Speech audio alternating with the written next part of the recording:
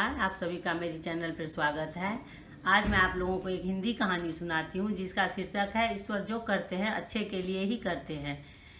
एक दिन शिवशंकर के पास उनका नंदी आया और बोला, प्रभु आप सारे दिन इस मंदिर में खड़े रहते हैं तो आप थक गए होंगे। आप एक दिन की छुट्टी ले लीजिए और मेरा भेष बदलकर आप घूमने चले जाइए और आपकी जगह मैं यहाँ पर खड़ा हो जाऊँगा। बहुत कहने के बाद भोलेनाथ बोले, ठीक है नंदी, लेकिन एक शर्त है। तुम यहाँ खड़े रहोगे, कोई भी आएगा कुछ भी बोलेगा लेकिन तुम कुछ बोलोगे नहीं, बिल्कुल चुप रहोगे। नंदी ने हाँ कर दिया। यह कहकर महादेव वहाँ से चले गए और नंदी वहाँ खड़ा हो गया। थोड़ी देर बाद एक व्यापारी आया।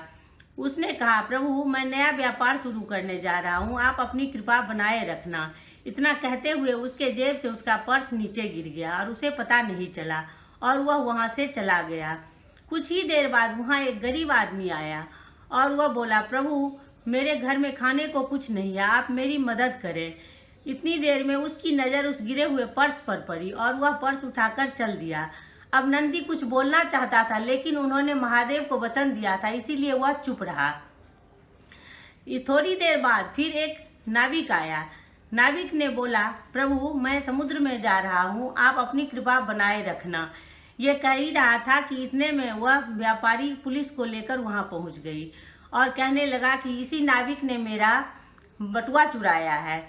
तब पुलिस ने उस व्यापारी नाविक को पकड़ लिया और तब नंदी से रहा नहीं गया। नंदी बोल पड़ा, नहीं नहीं, यह बटुआ इसने नहीं चुराया, एक गरीब आदमी ने चुराया है।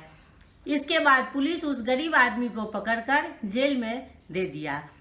शाम को जब महादेव वापस आए तो पूरे दिन की घटना नंदी ने महादेव से सुनाया। तब महादेव बोले, नंदी तुमने सब कुछ गड़बड़ कर दिया। मैं हर इंसान के लिए कुछ न कुछ प्लान बना के रखता हूँ। थोड़े से पैसे के लिए उस व्यापारी का कुछ नहीं बिगड़ता लेकिन उस गरीब का पेट भर जाता। और वो नाविक जो था, जो समुद्र में जाने वाला था, वह जेल जाता तो उसकी जान बच जाती, क्योंकि आज समुद्र में तूफान आने वाला है। इसीलिए तुमने सब गड़बड़ कर दिया। तो इससे हमें यह सीख मिलती है कि ईश्वर जो करते हैं हमारे भले के लिए ही करते हैं। धन्यवाद।